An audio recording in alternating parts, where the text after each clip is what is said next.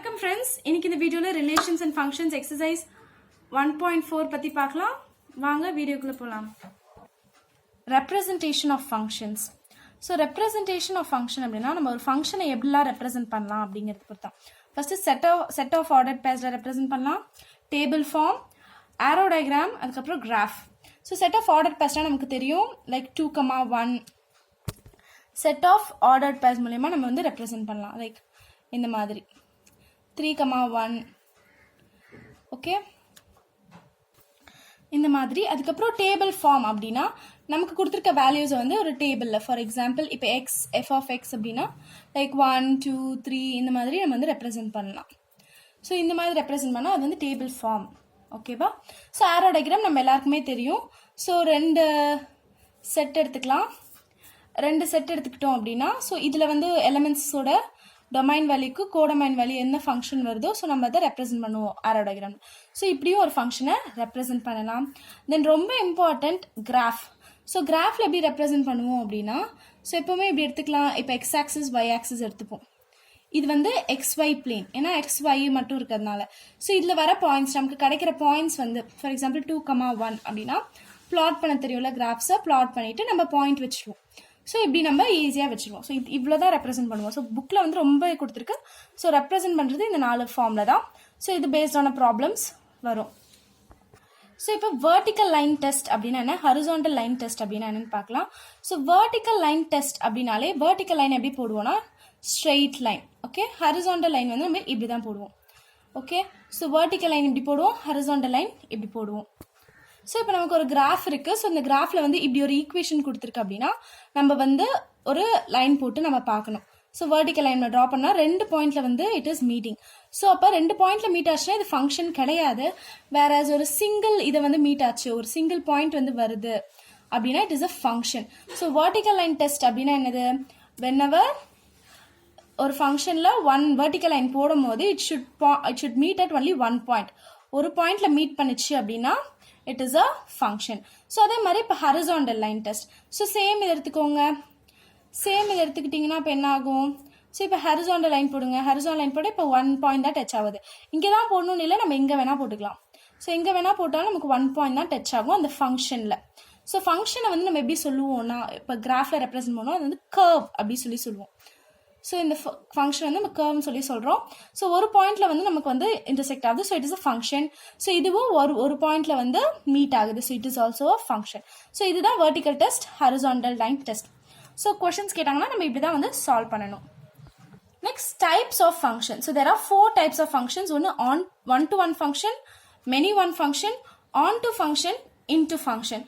So one to one function அப்படின்னா ஒன்றுத்துக்கு ஒன்று. Okay, 1 to 1. ஸோ இப்போ ஒரு எலிமெண்ட்டுக்கும் ஆஃப் டொமைன் வேல்யூக்கும் ஒரு கோடொமைன் வேல்யூ இருக்கும்.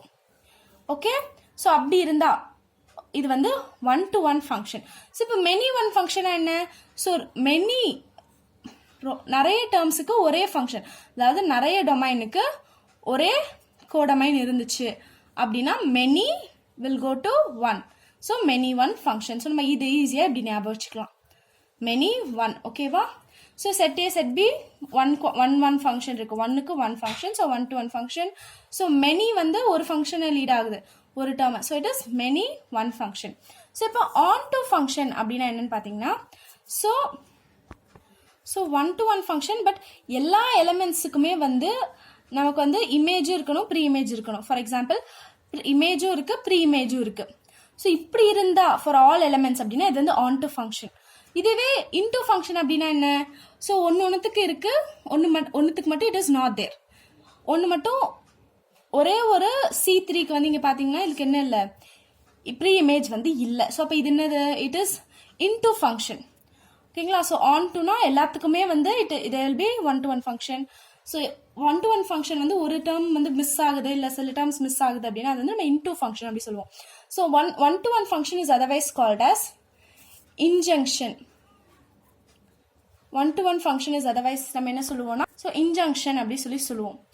ஸோ இப்போ ஆன் டு ஃபங்க்ஷன் அதை நம்ம சர்ஜங்ஷன் அப்படி சொல்லுவோம், surjection. Okay, so 1-to-1 onto function இது ரெண்டுத்தையும் சேர்த்து நம்ம என்ன சொல்லுவோம் அப்படின்னா, சேர்த்தா bijective. So bijective function. So ரெண்டுமே ப்ரெசென்ட் ஆயிடுச்சுன்னா இப்போ நமக்கு ஒரு கொஸ்டின் கொடுத்துட்டு one to one function of prove பண்ணுங்கன்னா நம்ம ஈஸியாக ப்ரூவ் பண்ணிடலாம். ஸோ அப்போ அது இருந்துச்சுன்னா இட் இஸ் அ பைஜெக்டிவ் அப்படி சொல்லி ஈஸியாக சொல்லிடலாம். ஸோ இன் ஷார்ட் நம்ம வந்து எப்படி onto function into function remember பண்ணலாம்னா range of f is equal to codomain.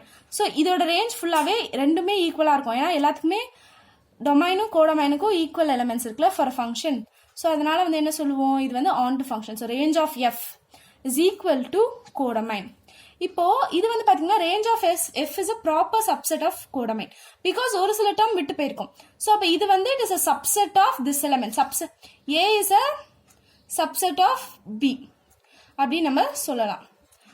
இதை வந்து ஈஸியாக நம்ம ஞாபகம் வச்சுக்கலாம். எல்லா எலிமெண்ட்ஸ் ப்ரெசென்ட் ஆயிடுச்சுன்னா ஆன் டு, ஒன்று மட்டும் விட்டு போயிருந்துச்சோம்னா இன்டூ, ஒன்றுத்துக்கு ஒன்று இருந்தால் 1 to 1, ஒன்றுக்கு மெனி இருந்தால் மெனி 1.